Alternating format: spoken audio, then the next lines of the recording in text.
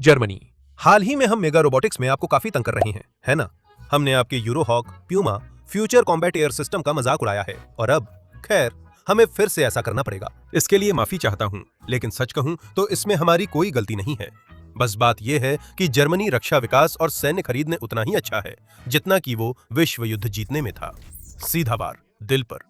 F-126 frigate, जिसे नीडर Jackson class frigate के नाम से भी जाना जाता है, लगभग 2 दशकों से विकास में है और कुछ साल पहले ऐसा लग रहा था कि ये सच में मौजूदा F-123 ब्रैंडनबर्ग क्लास फ्रिगेट्स की जगह ले लेगा। फिर कुछ ही महीने पहले जर्मनी ने इस परियोजना को अचानक रद्द कर दिया और एक बिल्कुल नई फ्रिगेट क्लास चुनी, F-128 माको A-200 DEU क्लास। नाम थोड़ा लंबा है ना जर्मनी? तो चलिए करीब से देखते हैं कि जर्मनी किस चीज के लिए जाना जाता है। लंबे लंबे नामों के लिए। उनके शब्द बहुत लंबे होते हैं। तो चलिए देखते हैं कि जर्मनी के पास अभी क्या है, उससे पहले क्या मिलने वाला था, इससे पहले कि उसने टैक्स पेयर्स के यूरो बर्बाद कर दिए, आखिर वो अपग्रेड क्यों करना चाहता था और जर्मन नेवी को असल में क्या मिलने वाला है। चलिए शुरू करें। जर्मन नेवी की वर्तमान स्थिति। Brandenburg class frigates. तो फिलहाल जर्मन नेवी को मुख्य रूप से 2 काम सौंपे गए हैं जो बाकी सब चीजों से ज्यादा अहम है। जर्मनी के क्षेत्रीय जल क्षेत्र की गश्त और सुरक्षा करना और समुद्री संचार लाइनों जैसी समुद्री अवसंरचना की सुरक्षा करना। ये 2 बुनियादी काम हैं जो दुनिया की हर नेवी के सामने होते हैं। इसके अलावा जर्मन नेवी नाटो के समुद्री समूह का भी हिस्सा है, हालांकि एक ही समय में नहीं। रिकॉर्डिंग के समय जर्मनी सिर्फ ग्रुप 1 का हिस्सा है। एक सबसे चुनौतीपूर्ण काम जो जर्मनी इस समय अपने देश से दूर कर रहा है वो है लेबनान में संयुक्त राष्ट्र अंतरिम बल के हिस्से के रूप में नौसैनिक नियंत्रण की कमान संभालना, जो लगभग 50 सालों से वहां है। जर्मनी के पास एक सीमित नौसैनिक बल है जिसमें 11 फ्रिगेट, 6 कॉर्वेट और 6 पनडुब्बियां शामिल है। आज हालांकि हम खास तौर पर फ्रिगेट्स में रुचि रखते हैं। बैडन-वर्टेनबर्ग क्लास दुनिया की सबसे बड़ी और सबसे भारी फ्रिगेट क्लास है। फिर भी इसमें कोई वर्टिकल लॉन्च सिस्टम नहीं है, ना ही इसमें सतह से हवा में मार करने वाली मिसाइलें या पनडुब्बी रोधी टॉर्पीडो हैं। सैक्सन क्लास फ्रिगेट एक एयर डिफेंस फ्रिगेट की श्रेणी है, जबकि ब्रांडनबर्ग क्लास फ्रिगेट मुख्य रूप से पनडुब्बी रोधी युद्ध में विशेषज्ञता रखते हैं। हालांकि ये विमान रोधी और जहाज रोधी युद्ध के लिए भी सुसज्जित हैं। ब्रांडनबर्ग क्लास फ्रिगेट 90 के दशक में हैम्बर्ग क्लास विध्वंसकों की जगह लेने आए थे। ये जहाज 1960 के दशक से सेवा में थे और ये द्वितीय विश्व युद्ध के बाद जर्मनी में बनाए गए पहले युद्धपोतों में से थे, Jaguar class fast attack craft और कोल्लर क्लास फ्रिगेट के साथ। सभी के अनुसार ये बहुत खराब थे। वे बहुत ही खराब तरीके से डिजाइन किए गए युद्धपोत थे और ये अजीब लग सकता है, लेकिन याद रखिए कि हम यहाँ जर्मनी की बात कर रहे हैं। जर्मनी की नौसैनिक इंजीनियरिंग शायद नाजी शासन के बाद से ज्यादा विकसित नहीं हुई है, क्योंकि जैसे कि क्रिग्समरीन विध्वंसक जहाज, हैम्बर्ग क्लास भी बहुत बड़ी थी और बहुत ज्यादा ईंधन खर्च करती थी समुद्र में लंबे समय तक टिके रहने के लिए, जो कि बहुत दुर्भाग्यपूर्ण है जब आपका मुख्य काम समुद्र में रहना और अन्य जहाजों को एस्कॉर्ट करना हो। यह शीत युद्ध के दौरान विशेष रूप से महत्वपूर्ण माना गया जब 2 बड़े अभ्यास हुए थे। नाटो ने एक्सरसाइज स्ट्राइक बैक आयोजित की, जो द्वितीय विश्व युद्ध के बाद सबसे बड़ा शांतिकालीन नौसैनिक अभियान था, जिसमें 200 से अधिक युद्धपोत, 650 विमान और 75,000 कर्मी शामिल थे।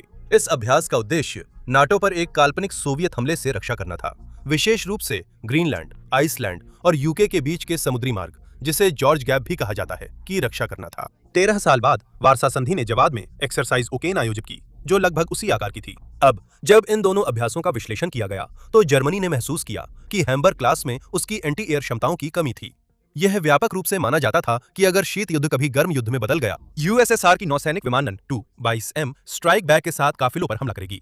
यह एक परमाणु सक्षम सुपरसोनिक समुद्री स्ट्राइक बॉम्बर है और स्ट्राइक बैक को सोवियत पनडुब्बियों से मदद मिलेगी। जर्मन नौसेना के पास इसका कोई जवाब नहीं था और उसने महसूस किया कि उसे ऐसी जहाजों की जरूरत है जिनमें एंटी सबमरीन के साथ साथ एंटी एयर क्षमताएं भी हों। 1980 के दशक के अंत में जर्मनी ने हैम्बर्ग क्लास विध्वंसकों की जगह लेने के लिए ब्रैंडनबर्ग क्लास फ्रिगेट्स का डिजाइन बनाना शुरू किया और मानी गई सोवियत धमकी ही वजह है कि ये दोनों जहाज इतने अलग हैं।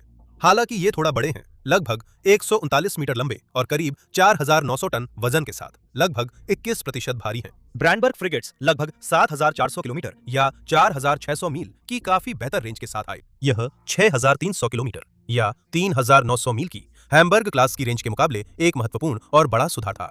ब्रैंडनबर्ग क्लास की डैश स्पीड हैम्बर्ग के बराबर है, लगभग 54 किलोमीटर या 33 मील प्रति घंटा, जबकि हैम्बर्ग अधिकतम 65 किलोमीटर या 40 मील प्रति घंटा की स्पीड तक पहुंच सकता था। हालांकि हैम्बर्ग क्लास को इसकी भारी कीमत चुकानी पड़ी, क्योंकि इसे 2 स्टीम टरबाइनों से चलाया जाता था और खैर स्टीम टरबाइन बेहद अक्षम प्रणोदन प्रणालियां होती हैं। टरबाइन द्वारा उत्पन्न ऊर्जा वही ऊर्जा नहीं होती जो शाफ्ट तक पहुंचती है। तो हैम्बर्ग क्लास की 68,000 हॉर्स पावर वास्तव में 68,000 हॉर्स पावर नहीं थी, जबकि ब्रैंडनबर्ग क्लास द्वारा उत्पन्न 51,000 हॉर्स पावर लगभग वही थी जिसे जहाज वास्तव में इस्तेमाल कर सकता था। ऊर्जा दक्षता में सुधार के कारण ब्रैंडनबर्ग फ्रिगेट्स समुद्र में ज्यादा समय तक रह सकते थे, भले ही वे भारी थे और थोड़ी सी गति का त्याग करना पड़ा। लेकिन सबसे बड़ा अपग्रेड था हथियार और सेंसर प्रणाली। हैम्बर्ग क्लास डिस्ट्रॉयर ने बहुत जल्दी अपनी उम्र दिखा दी, क्योंकि उनके पास केवल 3 फायर कंट्रोल रडार और एक ही सोनार था। यही पूरी सेंसर प्रणाली थी। संदर्भ के लिए यह 1980 के शुरुआती दशक तक पहले ही पुराना हो चुका था, क्योंकि उससे छोटी कॉर्वेट्स में भी बेहतर सिस्टम थे। इसके विपरीत Brandenburg class frigates air search radar, एक सर्विलांस रडार, कई फायर कंट्रोल रडार और नेविगेशन रडार, एक बो सोनार के साथ साथ एक टो सोनार से लैस आई थीं, एक electronic countermeasure suite, flare launcher और कई डिकॉय लॉन्चर। तो ये कहना गलत नहीं होगा कि इस मामले में दोनों डिजाइन की तुलना नहीं की जा सकती, क्योंकि ब्रैंडनबर्ग फ्रिगेट्स के पास अपनी सेंसर प्रणालियों के अलावा एक्टिव और पैसिव प्रोटेक्शन सिस्टम्स भी हैं। एक और बड़ा सुधार हवाई क्षमताओं की शुरुआत थी। ब्रैंडनबर्ग क्लास फ्रिगेट्स पर सी लिनक्स हेलीकॉप्टरों की लैंडिंग की अनुमति थी, जिन्हें एंटी सबमरीन टॉर्पीडो या air to surface Sea Skua मिसाइलों से लैस किया जा सकता था। ये हैम्बर्ग क्लास के डिजाइन में एक बहुत बड़ी कमजोरी थी, क्योंकि उसमें कोई एयर क्षमता नहीं थी। जहां तक असली हथियारों की बात है, हैम्बर्ग डिस्ट्रॉयर्स को शुरू में बैरल वाले हथियारों के साथ डिजाइन किया गया था, लेकिन बाद में उन्हें एयर खतरों से बेहतर तरीके से निपटने के लिए अपग्रेड किया गया।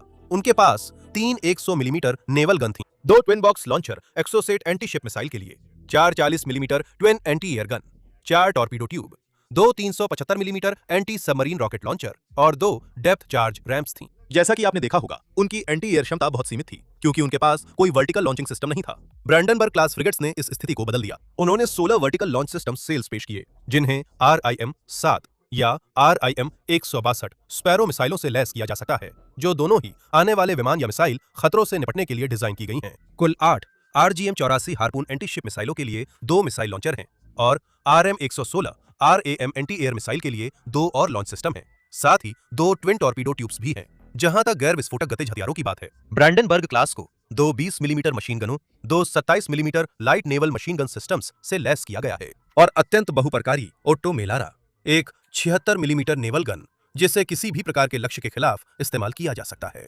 इस क्लास की सभी 4 फ्रिगेट्स को 90 के दशक के मध्य में कमीशन किया गया था और ये आज भी सेवा में हैं। जर्मन नौसेना के मुख्य पनडुब्बी रोधी युद्धपोतों के रूप में रद्द की गई F-126 नीडरजैक्सन क्लास फ्रिगेट। तो जब F-126 क्लास का विचार पहली बार 2009 में सामने आया था, तो इसका मकसद ब्रैंडनबर्ग क्लास फ्रिगेट्स को नहीं, बल्कि Gepard class fast attack craft को बदलना था। ठीक वैसे ही जैसे Hamburg class destroyers, Gepard class FSC उस समय बहुत ही पुरानी हो चुकी थीं और ये सभी को साफ था कि इन्हें हमेशा के लिए सेवा से बाहर कर देना चाहिए, जो आखिरकार 2016 में हुआ। हालांकि जब नौसेना ने इस परियोजना के लिए शोध किया, तो उन्हें एहसास हुआ कि आजकल लंबे विदेशी तैनाती आधी सदी पहले की तुलना में कहीं ज्यादा आम हो गई हैं।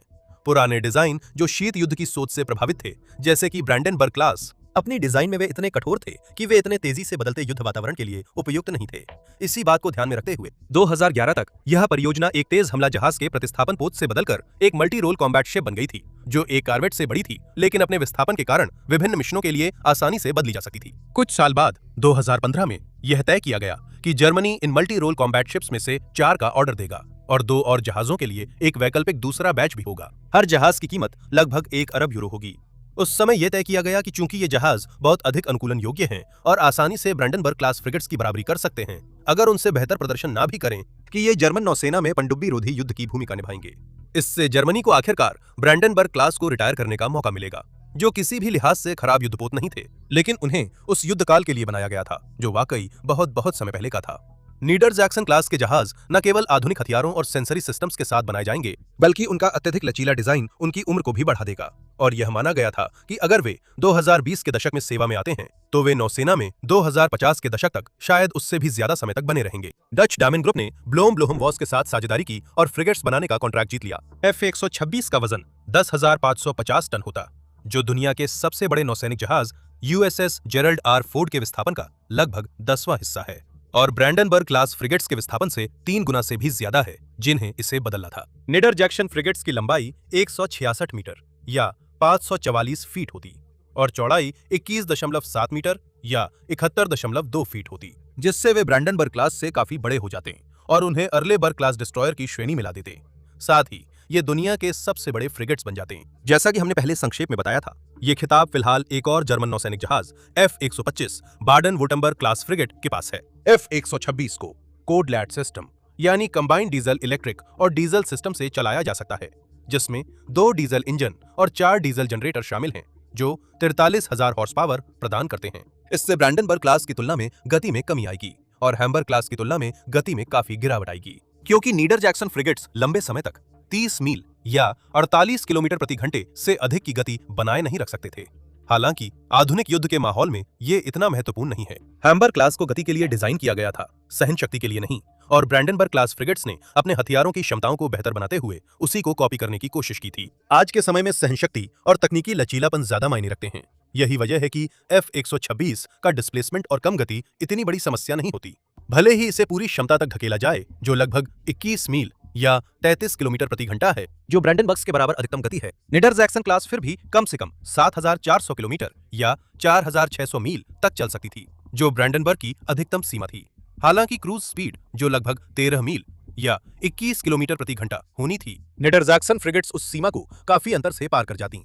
स्पीड की कुर्बानी देने के बावजूद कोडलैट कॉन्फ़िगरेशन सहन शक्ति के लिए अच्छा था। ये एक बचत का उपाय भी है, क्योंकि जहाज दोनों प्रोपल्शन और बिजली उत्पादन के लिए डीजल इंजन का इस्तेमाल करता है। इसलिए जहाज के अलग अलग हिस्सों को चलाने के लिए अन्य डीजल इंजनों की कम जरूरत होती है, और चूंकि कम इंजन का मतलब कम मेंटेनेंस है, तो जहाज पर मौजूद इकलौते इंजनों पर ज्यादा समय दिया जा सकता है, जिससे हर इंजन की ज्यादा अच्छी मेंटेनेंस हो सकेगी और कुल मिलाकर इंजनों की उम्र भी बढ़ेगी। नौसेना प्रणालियों के आधुनिकीकरण और स्वचालन की वजह से ये साफ तौर पर बड़ा जहाज भी बहुत कम क्रू के साथ चलाया जा सकता है। जहां ब्रैंडनबर्ग क्लास फ्रिगेट्स को चलाने के लिए लगभग 220 नाविकों की जरूरत होती है, F-126 में यह संख्या लगभग आधी हो जाएगी, जिसमें केवल 114 कर्मियों की जरूरत होगी, और फिर भी जहाज पर 84 अतिरिक्त कर्मियों के लिए जगह होगी, जैसे कि मिशन के हिसाब से विशेषज्ञ या स्पेशल फोर्सेस के सदस्य। हर फ्रिगेट में 21 दिनों तक समुद्र में बिना दोबारा सप्लाई के रहने लायक पर्याप्त सामान होगा, जबकि क्रू को हर 4 महीने में बदलना पड़ेगा। लेकिन खुद ये जहाज बेहद समुद्र योग्य हैं, हैम्बर्ग क्लास के विपरीत, और इन्हें रख रखाव के लिए बंदरगाह पर लाने से पहले 2 साल तक तैनात किया जा सकता था। F-126 में 16 वर्टिकल लॉन्च सिस्टम सेल्स के साथ 64 SM एयर डिफेंस मिसाइलें होनी थीं। इसके साथ ही 2 RIM-116 लॉन्चर होते, जिनमें 21 तक शॉर्ट रेंज एयर डिफेंस मिसाइलें लग सकती थीं, जिससे ये ब्रैंडनबर्ग क्लास की तुलना में हवाई खतरों के खिलाफ बेहतर तरीके से लैस होता। ये अपने 2 नेवल स्ट्राइक मिसाइल लॉन्चरों से 8 NSM एंटीशिप और लैंड अटैक क्रूज मिसाइलें भी लॉन्च कर सकता था।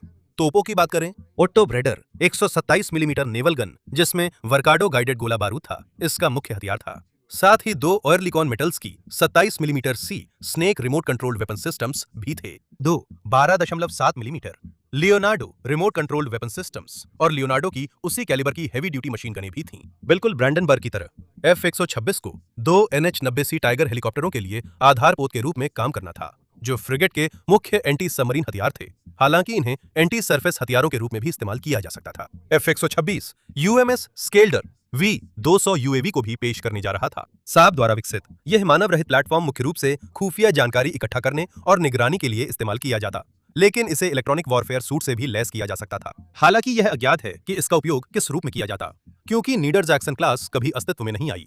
आलोचकों के अनुसार F-126 का शस्त्रास्त्र इसकी सबसे कमजोर कड़ियों में से एक है, और जैसा कि हम आगे देखेंगे, जब हम F-128 क्लास पर पहुंचेंगे, वह फ्रिगेट क्लास, जिसे F-126 के बजाय विकसित किया जाएगा। दोनों डिजाइनों में हथियारों की व्यवस्था बहुत समान है, हालांकि नया डिजाइन लगभग 3 गुना हल्का है।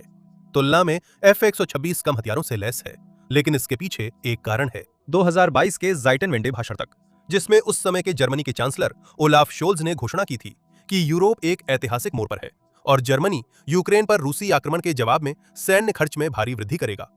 जर्मनी ने एक मॉड्यूलर प्लेटफॉर्म पर जोर दिया था। पूरा डिजाइन प्रक्रिया के दौरान F-126 की सबसे बड़ी और सबसे महत्वपूर्ण खासियत यही थी।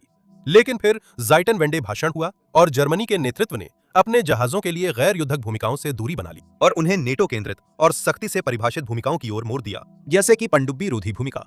अब अगर आपको थोड़ा सा भी याद हो, तो हमने पहले ही बताया था कि F-126 फ्रिगेट बेड़ा ब्रैंडनबर्ग क्लास की जगह जर्मनी के मुख्य पनडुब्बी रोधी जहाजों के रूप में लेगा, लेकिन वह भी सिर्फ अपने एक मॉड्यूल के रूप में।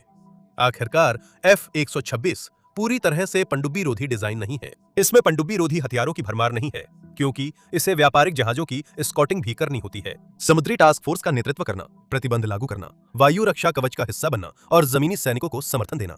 आज हम कम से कम 4 मिशन विशिष्ट मॉड्यूल के बारे में जानते हैं, लेकिन सच कहें तो हमें F-126 के लिए जो भी योजनाएं थीं, उनकी पूरी जानकारी नहीं है, क्योंकि जर्मनी ने इस प्रोजेक्ट को रद्द कर दिया था। सबसे महत्वपूर्ण था, जाहिर है, पनडुब्बी रोधी मॉड्यूल, जिसमें टो किए जाने वाला सोनार शामिल था। लेकिन इसके अलावा एक डिटेंशन मॉड्यूल के लिए भी ठोस योजनाएं थीं, जिसमें हिरासत सुविधाएं और एक मेडिकल क्वारंटीन क्षेत्र शामिल था। यह मॉड्यूल उदाहरण के लिए बहिष्करण क्षेत्रों में इस्तेमाल किया जा सकता था। माइन काउंटर मेजर्स मॉड्यूल का उपयोग भी संदिग्ध माइन क्षेत्रों में किया जा सकता था, जबकि डाइव चैम्बर मॉड्यूल पानी के नीचे ऑपरेशंस की अनुमति देता। यह सब कहने के बाद ऐसा लगता है कि नीडरसाक्सेन क्लास मौजूदा ब्रैंडनबर्ग क्लास की फ्रिगेट्स पर एक बड़ा सुधार होती। तो आप सोच रहे होंगे, उन्होंने इसे रद्द क्यों कर दिया? सीधे शब्दों में कहें तो एक 3 स्तरीय परफेक्ट स्टॉर्म बिल्कुल सही समय पर बन रही थी। चूंकि कॉन्ट्रैक्ट एक डच कंपनी को दिया गया था, जर्मन अधिकारियों ने शिकायत की। डैनियल गुंथर, जो जर्मन राज्य श्लेस्विग होल्स्टीन का प्रतिनिधित्व करते हैं, जहां रेथियॉन, ओरायन, राइन मेटल और सबसे महत्वपूर्ण थिजेनक्रुप मरीन सिस्टम्स काम करते हैं, उन्होंने कहा कि डच कंपनी को कॉन्ट्रैक्ट देना स्थानीय अर्थव्यवस्था के लिए खतरा है। उन्होंने आगे कहा कि सतह के जहाजों का निर्माण एक प्रमुख तकनीक के रूप में वर्गीकृत किया जा सकता है और इसलिए केवल जर्मन ठेकेदारों को ही दिया जाना चाहिए। यह वास्तव में यूरोपीय संघ के देशों में काफी आम है, क्योंकि उनमें से अधिकांश प्रमुख ज्ञान को संरक्षित करने और नौकरियां देने के लिए नौसैनिक जहाजों का निर्माण स्थानीय स्तर पर करना पसंद करते हैं। इसके अलावा जर्मन धातुकर्मी संघ के अनुसार इस परियोजना को डच कंपनी को देकर जर्मनी ने मूल रूप से 15,000 नौकरियां नीदरलैंड्स को उपहार में दे दी। इससे 2020 में जर्मन अधिकारियों में काफी नाराजगी हुई, लेकिन इसके बावजूद 2023 में जहाज निर्माण जारी रहा, इस उम्मीद के साथ कि पहला जहाज 2028 में नौसेना को सौंप दिया जाएगा। 2024 में जर्मनी ने 2 अतिरिक्त जहाजों का ऑर्डर देने का विकल्प चुना, जिससे कुल संख्या 4 हो गई और ये दोनों जहाज 2033 और 2034 में सौंपे जाने हैं। हालांकि एक आपदा आ गई, क्योंकि डच शिपबिल्डर डेमन नेवल लगातार मील के पत्थर चूकता रहा। इसका कारण कंपनी और हैम्बर्ग तथा वोल्गास्ट के शिपयार्ड्स के बीच सॉफ्टवेयर असंगतता थी। इससे जर्मनी का ठेकेदार पर से विश्वास उठ गया और बर्लिन ने इस परियोजना को राइन मेटल नेवल सिस्टम्स को स्थानांतरित करने का विकल्प तलाशना शुरू कर दिया। अंत में एक शोध टीम ने यह निर्धारित किया कि बढ़ती हुई भारी लागत बिल्कुल भी उचित नहीं थी। उस समय करीब 2.3 अरब यूरो पहले ही अनुसंधान, डिजाइन, विकास और औद्योगिक तैयारी में निवेश किए जा चुके थे और डेमन नेवल के साथ तय की गई कीमत प्रति जहाज लगभग 1.39 अरब यूरो थी। इसमें प्रशिक्षण सुविधाएं और सभी युद्ध मॉड्यूल्स शामिल थे। परियोजना को बचाने और नौसेना को वे 6 जहाज दिलाने के लिए जो वह चाहती थी, जर्मनी को अनुमानित 18 अरब यूरो चुकाने पड़ते, जबकि मूल आंकड़ा करीब 11 अरब यूरो था, जिसमें सभी कार्यक्रम लागतें शामिल थीं। यह सिर्फ 7 अरब यूरो का फर्क था। जर्मनी ने थोड़े समय के लिए F-126 को मैको A-200 दे फ्रिगेट्स के साथ विकसित करने का विचार किया, जिस पर हम अभी बात करेंगे, लेकिन इसे बहुत महंगा और पूरी तरह से बेकार माना गया, क्योंकि पूरा माको कार्यक्रम 11.6 अरब यूरो तक पहुंच जाता, जिससे यह F-126 कार्यक्रम की तुलना में काफी सस्ता हो जाता। सिर्फ 11 अरब यूरो का सस्ता सौदा। F-126 के ताबूत में आखिरी कील 2022 में पहले बताई गई रणनीति में बदलाव था। जर्मन नौसेना को एहसास हुआ कि हर काम का जानकार लेकिन किसी में माहिर नहीं वाली कहावत शायद सच है और इसे नजरअंदाज नहीं किया जा सकता। इसलिए उन्होंने तय किया कि उन्हें विशेष भूमिकाओं वाले जहाज चाहिए। कुछ अरब यूरो पानी में बहाने के बाद, जो हाल ही में हमने कवर की गई यूरोहॉक कहानी से काफी मिलता जुलता है ना? और साथ ही भविष्य के एयर कॉम्बैट सिस्टम्स की नाकामी भी, जर्मनी ने उस परियोजना को बंद कर दिया, जो शायद एक काफी अच्छी फ्रिगेट साबित हो सकती थी। विकल्प था माको A-200 DEU क्लास फ्रिगेट। जून 2026 में जर्मनी ने आधिकारिक रूप से F-126 परियोजना को रद्द कर दिया, लेकिन उस समय तक उसका थिसेनक्रुप मरीन सिस्टम्स के साथ माको 800 DU को विकसित और बनाने का समझौता पहले ही हो चुका था, जिसे हम अब से F-128 कहेंगे, क्योंकि यह बोलने में आसान है। माको युद्धपोतों का एक परिवार है और इसका संक्षिप्त रूप मल्टीपर्पज कॉम्बिनेशन है। यह मॉड्यूलरिटी की एक अवधारणा है जिस पर F-126 आधारित था, लेकिन यह अवधारणा माको 200 मूल डिजाइन तक भी जाती है, जिसे किसी भी उद्देश्य के लिए और अधिक विशिष्ट बनाया जा सकता है। F-128 के मामले में यह भूमिका पनडुब्बी रोधी युद्ध की होगी। F-128 का विस्थापन 3,950 टन होगा, जो F-126 से लगभग 3 गुना हल्का है, और ये आकार में भी काफी छोटा होगा, 121 मीटर या 397 फीट लंबाई में और 16.4 मीटर या लगभग 54 फीट चौड़ाई में। सभी माको 200 जहाज लगभग एक ही आकार के होते हैं, कुछ 100 टन और कुछ मीटर का फर्क हो सकता है। इसे संयुक्त डीजल और गैस इंजन द्वारा चलाया जाएगा। वाटर जेट और परिष्कृत प्रोपेलर सिस्टम, यह एक प्रकार की प्रणोदन प्रणाली है जिसका उपयोग उन जहाजों के लिए किया जाता है जिन्हें अपनी क्रूज स्पीड से कहीं अधिक तेज गति से दौड़ने की आवश्यकता होती है। ये प्रणोदन प्रणाली क्रूजिंग के लिए डीजल इंजन का उपयोग करती है, लेकिन जब जहाज को अचानक तेज गति की आवश्यकता होती है तो इसमें गैस टरबाइन भी जोड़ दी जाती है। F-128 पर इस्तेमाल की गई विशेष प्रणाली 2 डीजल इंजनों को 2 प्रोपेलरों को शक्ति देने की अनुमति देगी, जबकि प्रणोदन प्रणाली के वाटर जेट हिस्से को गैस टरबाइन से शक्ति मिलेगी। यह प्रणोदन प्रणाली F-128 फ्रिगेट को हैम्बर्ग विध्वंसक और ब्रैंडनबर्ग फ्रिगेट्स की तुलना में 33 मील या 54 किलोमीटर प्रति घंटे की शीर्ष गति प्रदान करेगी और रद्द की गई F-126 क्लास फ्रिगेट से स्पष्ट रूप से तेज होगी। हालांकि फ्रिगेट की सहनशक्ति और समुद्र में इसकी दीर्घायु अज्ञात है, कभी साकार न हो सकी। F-126 डिजाइन की तुलना में एक बड़ा डाउनग्रेड इसका कम एयर ग्रुप क्षमता है। F-128 केवल एक हेलीकॉप्टर ही अपने साथ ले जा सकेगा। सबसे अधिक संभावना है कि ये NH-90C टाइगर होगा, वही हेलीकॉप्टर जिसे F-126 पर इस्तेमाल किया जाना था। पनडुब्बी रोधी अभियानों के लिए या सी लायन, सी टाइगर का कजिन, जो खोज और बचाव अभियानों में विशेषज्ञ है। सिद्धांत रूप में F-128 2 छोटे हेलीकॉप्टर तैनात कर सकता है, जैसे UMS स्केल्डर V-200 UAV हेलीकॉप्टर, लेकिन एक छोटे यूएवी की संचालन क्षमता किसी मानवयुक्त हेलीकॉप्टर का मुकाबला नहीं कर सकती। जैसी स्थिति अभी है, F-128 का एयर ग्रुप F-126 डिजाइन की तुलना में ज्यादा कुछ पेश नहीं करेगा। F-128 पर मौजूद हथियारों के बारे में यह व्यापक रूप से माना जाता है, हालांकि अभी इसकी पुष्टि नहीं हुई है कि हम F-126 के समान ही एक रूपरेखा देख रहे हैं। बस F-128 में हथियार कम होंगे क्योंकि ये जहाज काफी छोटा है। इसमें वर्टिकल लॉन्च सेल्स, शॉर्ट और मीडियम रेंज की एंटी एयर मिसाइलें, एंटी शिप और लैंड अटैक मिसाइलें, साथ ही पारंपरिक तोपें भी होंगी। हालांकि लेआउट और ले जाने वाले गोला बारूद की मात्रा ऐसे सवाल हैं जिनका जवाब समय ही देगा। सेंसर सिस्टम का लेआउट F-126 फ्रिगेट से पूरी तरह अलग है क्योंकि F-128 में केवल साब का सिस्टम होगा। साब 9LV को कॉम्बैट मैनेजमेंट सिस्टम के रूप में चुना गया है, शायद इसलिए क्योंकि मौजूदा ब्रैंडनबर्ग क्लास फ्रिगेट्स को भी इसी से अपडेट किया जाएगा और नौसेना में सिस्टम की एकरूपता बहुत मायने रखती है। जहां तक रडार की बात है, F-128 में सिड्रा F-1X 4A और सेरोस 200 रडार का इस्तेमाल किया जाएगा। सिड्रा F-1X एक शॉर्ट रेंज रडार है, जबकि 4A मीडियम रेंज कैटेगरी में आता है और हथियारों का पता लगाने के काम को एयर डिफेंस के साथ जोड़ता है। सेरोस 200 एक फायर कंट्रोल रडार है जिसे खासतौर पर 9LV कॉम्बैट मैनेजमेंट सिस्टम के लिए डिजाइन किया गया है। ये एक ही समय में 2 मिसाइलों को गाइड कर सकता है, आने वाले हथियारों को जैम कर सकता है और 3D ट्रैकिंग प्रदान करता है। जब बात सोनार की आती है, जो एक एंटी सबमरीन पोत के लिए बेहद जरूरी है, F-128 अपने हल सोनार के साथ साथ एक एटलस इलेक्ट्रॉनिक वेरिएबल डेप्थ सोनार को टो करेगा। हल सोनार का चयन अभी होना बाकी है। अब तक सार्वजनिक की गई अंतिम विशेषता यह है कि F-128 की हीट सिग्नेचर को कम करने के लिए एक स्टिल्थी हल शेप पर जोर दिया गया है। इंजन का एग्जॉस्ट जाहिर तौर पर किसी भी जहाज का सबसे गर्म हिस्सा होता है और आमतौर पर प्रथा यह है कि गैसों को ठंडी हवा के साथ मिलाया जाता है ताकि सिग्नेचर को कम किया जा सके। एक विकल्प ये भी है कि एग्जॉस्ट को पानी में डाल दिया जाए, लेकिन इससे जहाज की ध्वनिक सिग्नेचर बढ़ जाएगी, इसलिए ये पता नहीं है कि डिजाइन में इसे लागू किया जाएगा या नहीं। कुल मिलाकर जर्मनी को एक काफी अच्छा डिजाइन मिल रहा है जिसे पूरी दुनिया में परखा गया है। अल्जीरिया, ऑस्ट्रेलिया, ग्रीस, न्यूजीलैंड, मिस्र, पुर्तगाल, दक्षिण अफ्रीका और तुर्की सभी माको क्लास के कुछ वेरिएंट्स का संचालन करते हैं और अब तक के नतीजे काफी संतोषजनक रहे हैं। सिर्फ अच्छी साख के अलावा यह तथ्य भी महत्वपूर्ण है कि निर्माता को बड़े पैमाने पर उत्पादन का अनुभव है, क्योंकि जर्मनी किसी भी हाल में एक और देरी से बचना चाहता है। माको 800 DU क्लास की कीमत लगभग 1.66 अरब यूरो प्रति जहाज होगी, जिसमें 4 जहाज पहले ही ऑर्डर किए जा चुके हैं और भविष्य में 4 और जहाजों की योजना है जिनकी कीमत 1.33 अरब यूरो प्रति जहाज होगी। इस तरह कुल 8 जहाजों की कीमत 12 अरब यूरो से भी कम होगी। सौदा अच्छा है, तो क्या वाकई आखिर में हिसाब लगाया जाए तो ये एक अच्छा सौदा है? खैर हाँ, लेकिन जर्मनों को गुस्सा इस सौदे पर नहीं है।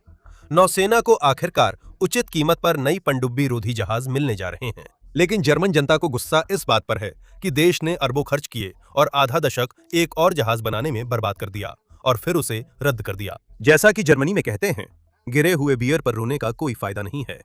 जर्मन नौसेना इस समय भारी आधुनिकीकरण से गुजर रही है और उत्साहित होने के लिए बहुत कुछ है।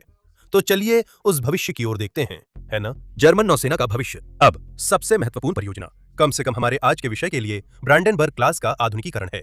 इन फ्रिगेट्स में 9LV कमांड सिस्टम लगाया जाएगा, साथ ही इसमें सी जिराफ 4A और 1X रडार सिस्टम और सेरोस 200 फायर कंट्रोल रडार भी लगाया जाएगा। इससे आने वाले F-128 के जैसा ही सेंसरी पैकेज मिलेगा और यह बहुत महत्वपूर्ण है क्योंकि दोनों फ्लीट्स एक दूसरे की पूरक होंगी और पहली माको फ्रिगेट के 2029 में सेवा में आने की उम्मीद है। ब्रैंडनबर्ग क्लास की अनुमानित सेवा अवधि बढ़ाने के लिए भी प्रयास किए जा रहे हैं। 6K के 130 ब्राउनश्वाइग क्लास कार्वेट पहले ही सेवा में आ चुकी हैं और उन्होंने गेपार्ड क्लास फास्ट अटैक क्राफ्ट की जगह ले ली है। जबकि पूरी फ्लीट में कुल 10 कॉर्वेट होंगी जब ये सभी तैयार हो जाएंगी। ये कॉर्वेट उस फ्लीट की जगह ले रही हैं जिसकी जगह मूल रूप से F-126 को लेना था। अब प्राचीन ओस्टर क्लास के सिग्नल्स और इंटेलिजेंस शिप्स आखिरकार रिटायर हो जाएंगे जब टाइप 424 फ्लीट सर्विस शिप आ जाएगी। ये 3 जहाजों और एक ट्रेनिंग सेंटर के लिए 3.3 बिलियन यूरो की एक बहुत बड़ी निवेश है। लेकिन यह बेहद जरूरी है क्योंकि जर्मनी 1980 के दशक से उन्हीं सेगेंट जहाजों का संचालन कर रहा है।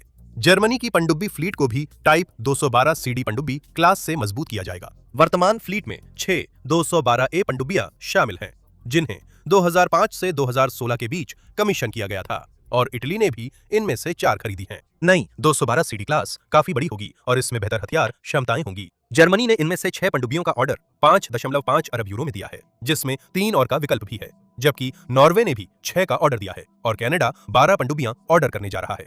इसके अलावा एक बड़ी मानव रहित पनडुब्बी और एक एंटी एयर फ्रिगेट के लिए भी ठोस योजनाएं हैं। F-127 क्लास, जो लगभग 2034 के आसपास सेवा में आनी चाहिए। यह सब मिलाकर लगभग 36.6 अरब यूरो होता है। और ये तो सिर्फ नौसेना का हिस्सा है उस 350 अरब यूरो के निवेश का, जिसे जर्मनी ने अब से लेकर 2041 तक अपनी सेना के लिए योजना बनाई है।